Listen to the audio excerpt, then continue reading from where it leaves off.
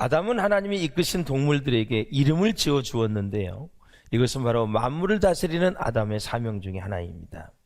자, 하나님이 아담에게 주신 첫 번째 선물은 무엇일까요? 바로 동물입니다. 여자를 주기 전에, 아내를 주기 전에 먼저 동물과 친하게 하셨습니다. 동물을 다스리고 관리하도록 하셨습니다. 자, 하나님은 이 아담이 이 모든 사명을 감당하기 위해서는 이제는 돕는 배필이 필요함을 잘 아셨습니다. 자, 18절을 한번 보실까요? 시작. 여호와 하나님이 이르시되 사람이 혼자 사는 것이 좋지 아니하니 내가 그를 위하여 돕는 배필을 지으리라 하시니라. 아멘. 하나님은 먼저 남자를 만드신 이후에 독처하게 하셨다. 그리고 여자가 얼마나 필요한지를 깨닫게 하시고 여자가 없는 자기 자신이 얼마나 부족하고 허전한지 철저히 깨닫게 하여서 여자를 받아들일 수 있도록 준비를 시켰다. 대부분 남성들이 다는 아니지만 가끔 보면 40, 50대까지는 엉망으로 신앙생활하고 또 부부생활도 그렇고 또 가정도 돌보지 않다가 나이가 들으면 이제 서서히 집으로 이렇게 기화를 해서 돌아와서 아내에게 잘하는 사람들이 있습니다. 우린 그럴 필요 없이 말씀을 잘 배워서 어렸을 때부터 청년 때부터 20대 결혼한 그때부터 여자와 남자를 귀하게 여기는 남편과 아내를 정말 소중하게 여기는 이 말씀 훈련을 받아야 될 것 같아요. 예. 그래서 나중에 내가 그냥 마누라한테 잘못 보이면 힘들다, 불편하다, 그것 때문에 잘해주는 거 아니라, 그것 때문에 여자에게 보험을 드는 것이 아니라 어렸을 때부터 이게 사람이 얼마나 소중하고 귀중한가를 깨닫게 해줘야 된다는 거죠. 아내한테 밥을 잘 차려 먹기 위해서 반찬 잘해주고 삼시세끼 잘 차려주고 없으면 불편하니까 이게 아니에요. 이건 너무나 저차원적인 거예요. 예. 그래서 아담으로 하여금 얼마나 여자가 필요하고 귀한지를 깨닫게 하기 위해서 여자를 받아들일 수 있는 준비를 시켰는데, 그러므로 결혼이란 뭐냐? 시작. 남자가 여자를 받아들일 준비가 되어 있을 때 하는 것입니다. 아멘. 도대체 무슨 준비가 있어야 되느냐라는 거죠. 영적으로는 것은 하나님과의 관계예요. 믿음으로 잘 준비가 되어 있어야 되죠. 신앙생활 잘해야 되는 것입니다.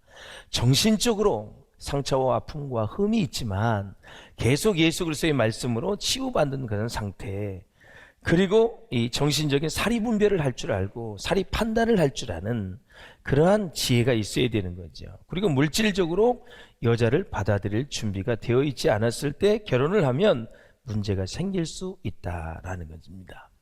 그렇다면 물질을 어느 정도 준비를 해야 되느냐? 많은 사람이 각기 다릅니다. 예수님 인자는 머리 둘 곳이 없을 정도로 그렇게 말씀을 하셨어요. 2명이면 방 한 칸이면 되는 것입니다. 여러분, 제가 설교하면 목사님 헛소리하고 계시네 그럴지 모르겠지만 둘이 그냥 한 칸 방에 살 수 있는 돈이면 되는 것입니다.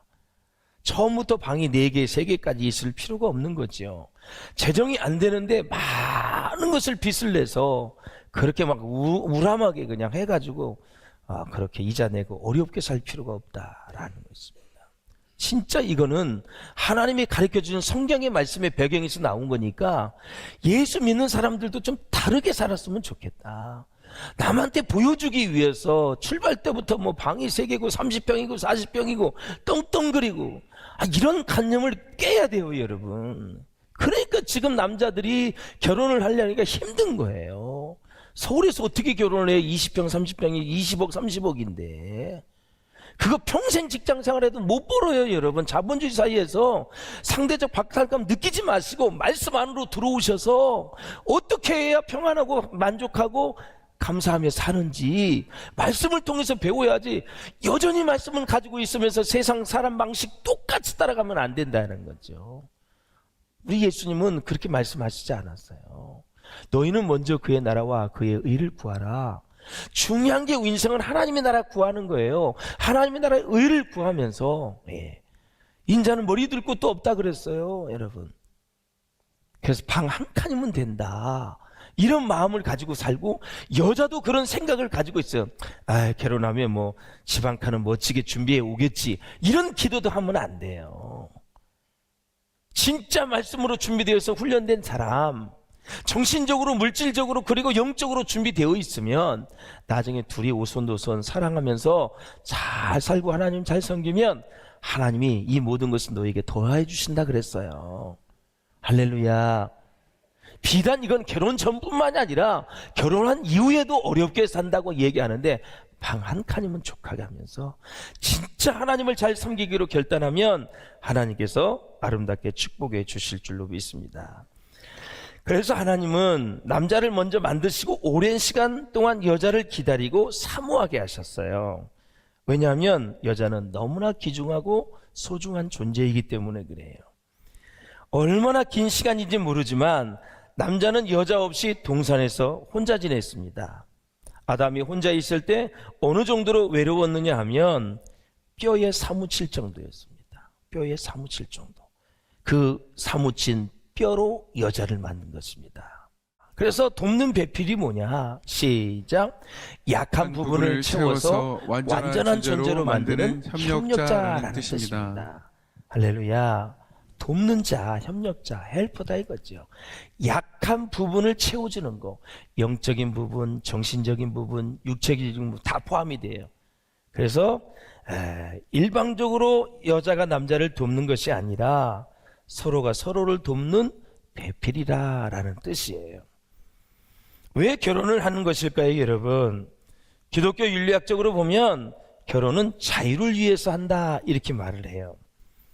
먼저는 방종으로부터의 자유입니다. 결혼하지 않으면 방종의 생활을 하기가 쉽다는 것이죠. 흐트러지기 쉬워요. 그리고 고독으로부터의 자유예요. 가정이 없는 사람들이 얼마나 쓸쓸한지 몰라요. 사람은 사회적 존재이거든요. 그리고 가정이 꼭 필요합니다. 그 허무함으로부터 자유하기 위해 가정을 가진다는 것입니다. 가정이 없으면 나이가 많아지게 될 때 허무함을 다 느낍니다.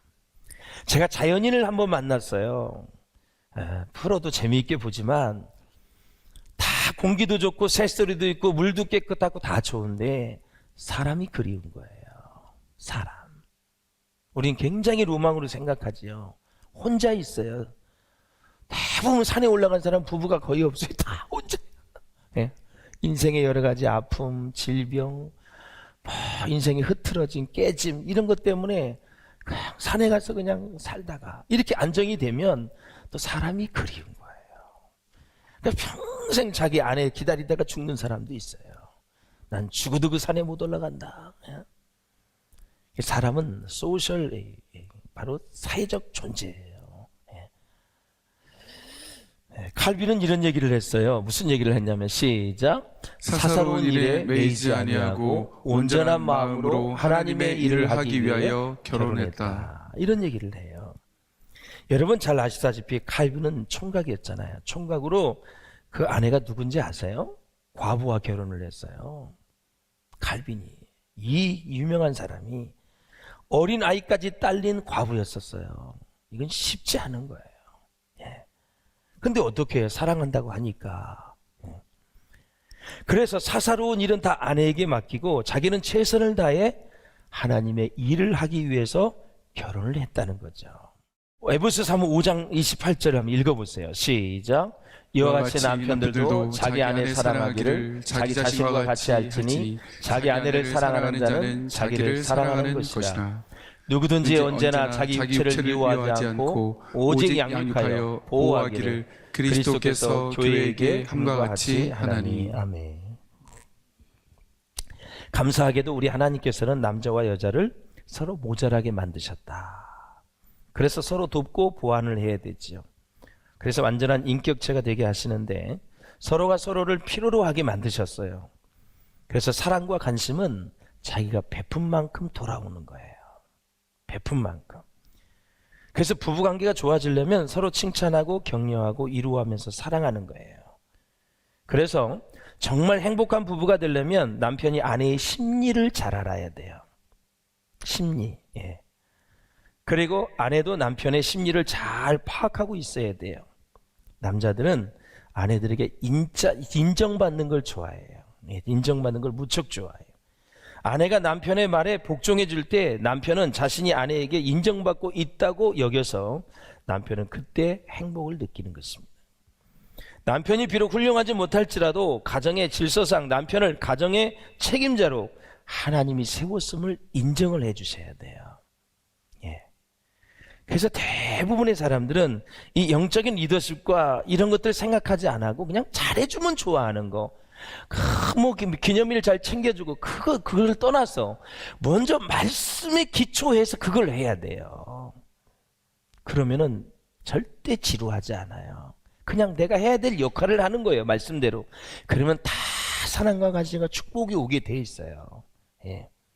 예수 안 믿는 사람도 그렇게 잘하는 사람이 있는데 말씀에 이렇게까지 말씀하는데 우리가 여러분 놓쳐서는 안 돼요.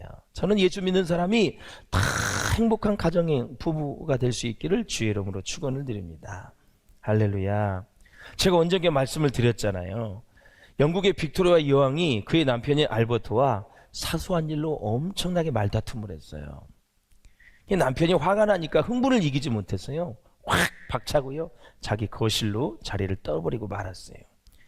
이때 영국의 여왕은 남편의 방에 노크를 했어요. 왜 그러냐고, 문 좀 열라고. 아무리 해도 여는 것 열지를 않아요. 예.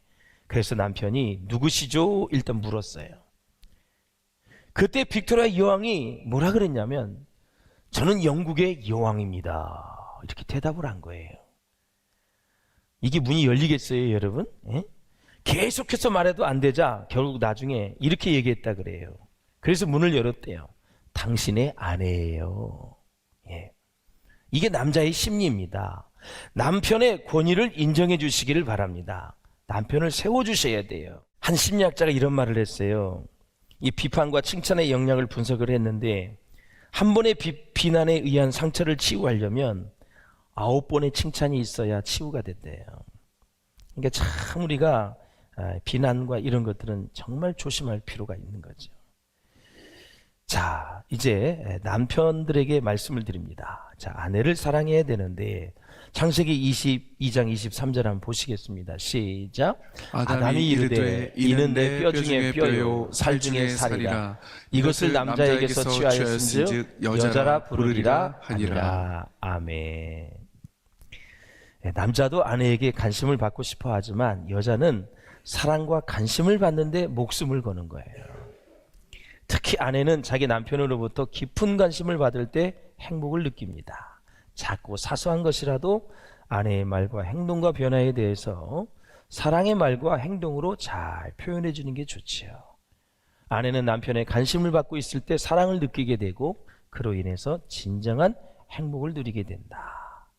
에베소서 한번 읽어보실까요? 시작. 남편들아 아내 사랑하기를 그리스도께서 교회를 사랑하시고 그 교회를 위하여 자신을 주심과 같이 하라. 아멘. 그리스도께서 교회를 얼마나 사랑했어요. 교회가 신부잖아요. 그리스도는 신랑이고. 그런 것처럼 남편은 신부된 아내를 그렇게 사랑하라라는 거죠.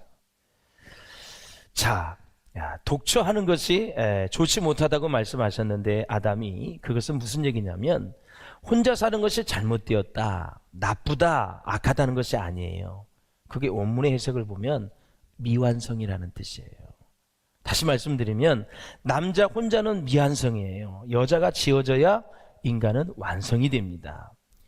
사람이 독처하는 것이 좋지 않다라는 의미는 인간 홀로 살 수 없고 하나님과 더불어 살아야 하는 존재다. 그렇다면 왜 인간이 혼자 살 수 없을까요?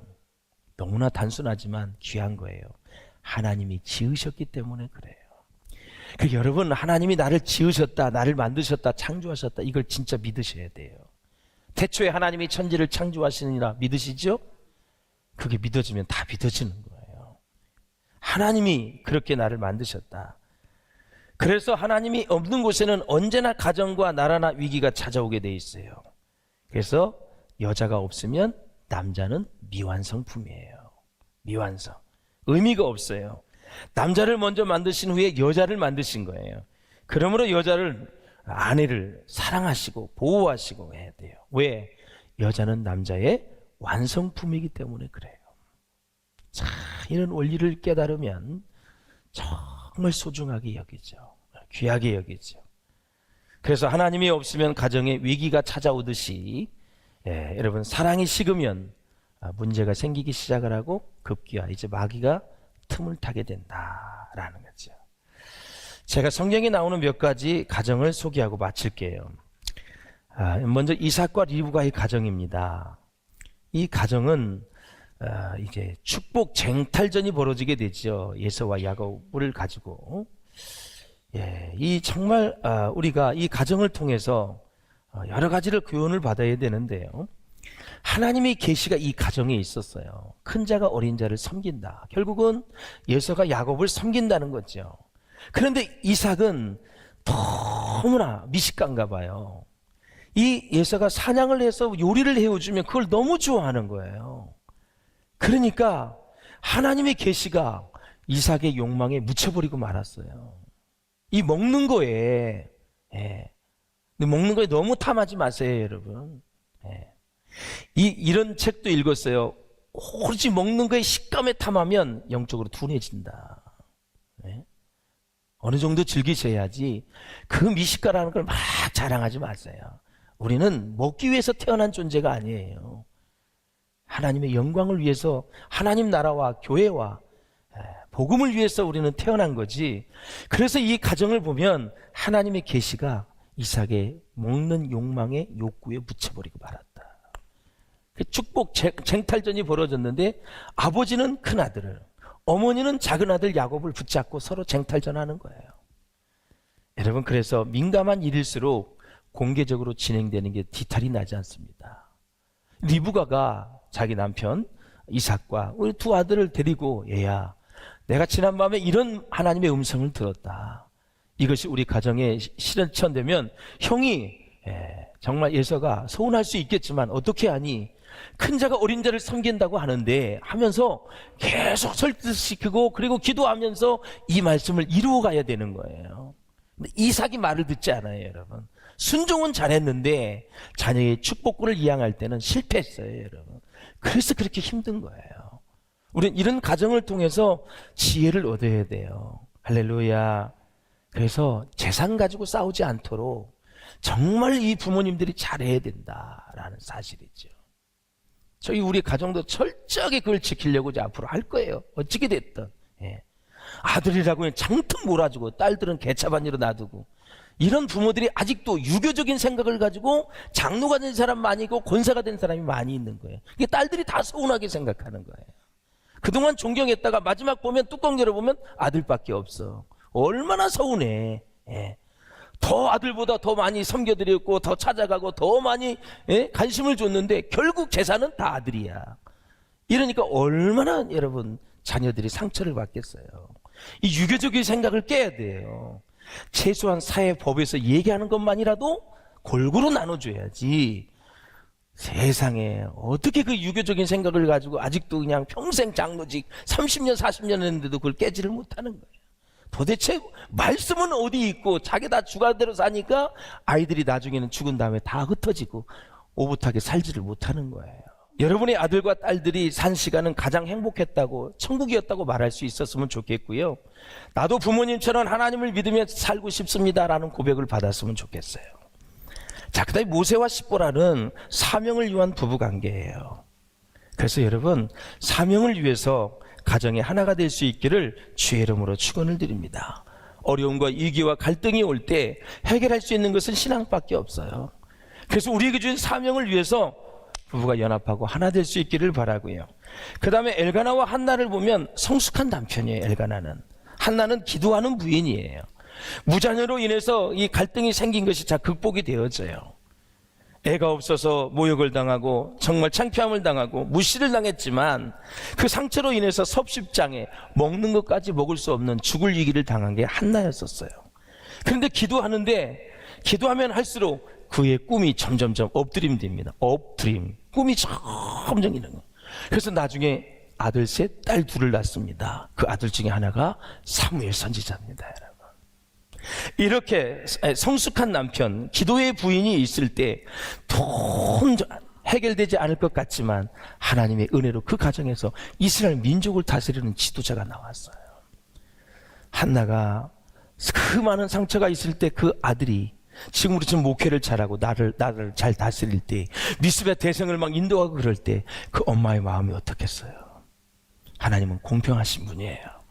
사람 무시하지 마시고, 사람 없다고 여러 번 깔보지 마시고, 늘 귀중하게 여기는 마음을 가지고 사셔야 돼요. 다윗과 미갈을 보세요. 정서적으로 단절된 부부예요. 여러분, 정서적으로 여러분 잘 소통할 수 있기를 주의 이름으로 축원합니다. 블레셋에 빼앗긴 법궤가 들어올 때 다윗은 너무 좋아했어요. 춤추며 좋아했어요. 미갈은 업신여겼어요. 이 두 사람이 갈라놓겠다는 게 뭐냐? 다윗은 하나님의 관점을 가졌고, 이 미갈은 사람의 관점을 가졌어요. 다윗은 하나님의 초점을 가졌고, 미갈은 사람의 초점을 가진 거예요.